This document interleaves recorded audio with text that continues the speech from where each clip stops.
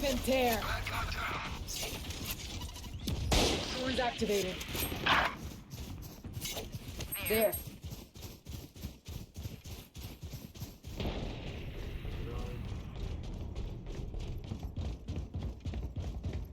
Enemy spotted B.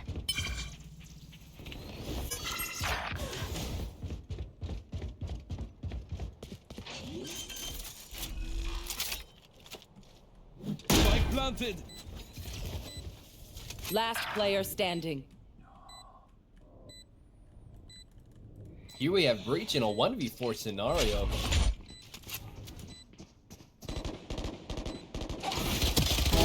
Worthless. Gets the pick on Reyna.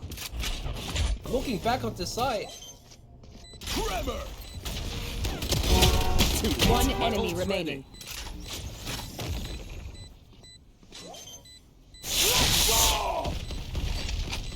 Flash out. Blinding. Oh! Nice. Breach gets a 1v4 clutch, and clutches around, bringing the attacking side in a match point of 2v4 scenario. Let's fucking get it. That was hot, man. Dude, good shit, dude.